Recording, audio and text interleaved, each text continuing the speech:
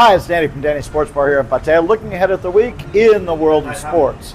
And this week we're going to talk about Anzac Day. I'll be honest, before I moved to Thailand, before I got watching Australian sports all the time, I didn't know that much about Anzac Day. But for Australians and New Zealanders, the 25th of April is a big day. It's the day they honor their military, the Anzacs who fought in World War I and then World War II. And it is a big day in the sports world in Australia and New Zealand, especially in Australia, and especially for a couple of games. Every year on Anzac Day, the AFL game at the MCG is Collingwood against Essendon, two of the big Melbourne-based teams, traditional teams. Now, actually, you might think this game has a 100-year history. It actually doesn't. The idea of Essendon and Collingwood playing on Anzac Day only goes back to the mid-1990s. But it has become the biggest game of the regular season in Australia, even though it may not be the biggest game in terms of where teams finish. But outside of the finals, this is a game that people pay attention to. There'll be 100,000 people or so at the MCG.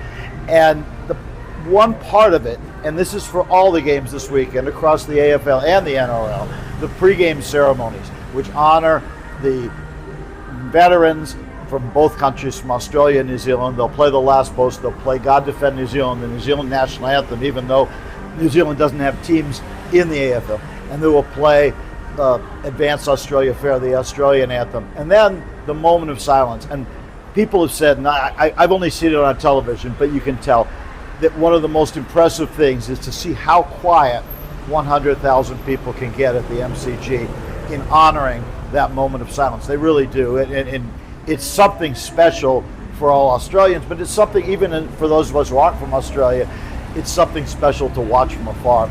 There's another game they play now this year, or now every year, Anzac weekend in the AFL, Anzac Day Eve.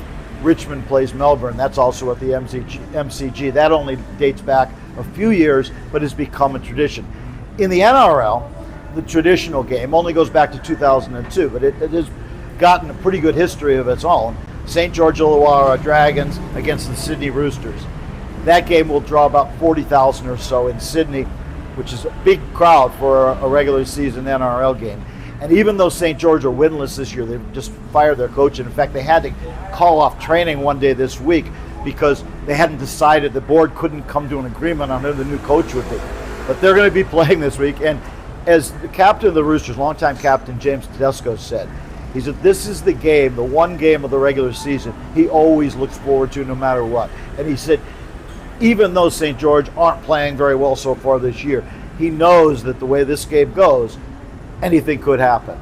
So we'll see about that, but we do know that there'll be a very moving pregame ceremony in Sydney and for all those games in both those leagues over this weekend. So now we'll move on to Europe, we'll move on to England, to football, to Premier League, and also this weekend the FA Cup. It's the FA Cup semi-finals this week. Manchester City will play Southampton. Remember, Southampton knocked out Arsenal in the last round. These games are at Wembley, Saturday night, 11:15, Man City against Southampton. Sunday, 9 p.m., Chelsea against Leeds. The winners of those two games obviously will meet in the FA Cup final later on next month. Now, Manchester City, because they're playing in the FA Cup on Saturday, their Premier League game that was originally scheduled for this week has been moved forward, and that will be played tomorrow night, Wednesday night, 2 a.m., away to Burnley. Burnley, obviously, in the relegation zone, and they will be relegated this year. There's still doubt on the third team that'll go down, but Wolves and Burnley certainly will be playing in the championship next year. So Manchester City will play away to Burnley.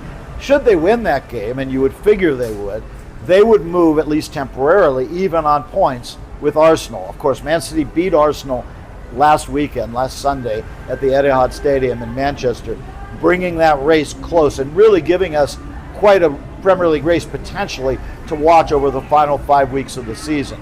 Now, Arsenal not being in the FA Cup this week, they will play their regular Premier League game on Saturday, actually at the same time, basically, that Manchester City are playing at Wembley. Arsenal will be a few miles away at the Emirates playing against Newcastle. And should Manchester City beat Burnley to move even on points, then Arsenal would have a chance to go ahead. But keep in mind, after the weekend, Manchester City will still have a game in hand. They have a game against Crystal Palace still to make up.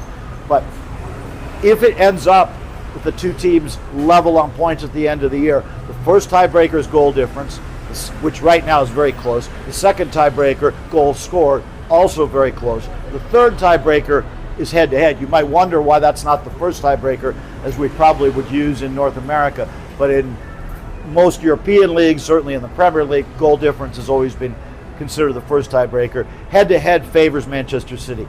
Right now, the recent form certainly favors Manchester City. The fixture list somewhat favors Arsenal. The computers still think Arsenal has a little bit of an edge, but it should be quite a race. There's also races in England over the last 5 weeks for the European spots. Who's going to make it into the Champions League? Maybe almost decided, but not for sure. Certainly the Europa League spot and the Europa Conference League spot still to be determined, and one of those, the Europa League spot, could be affected if either Southampton or Leeds were to win the FA Cup and get in there by that way. The other thing, obviously, to be decided, that last relegation team.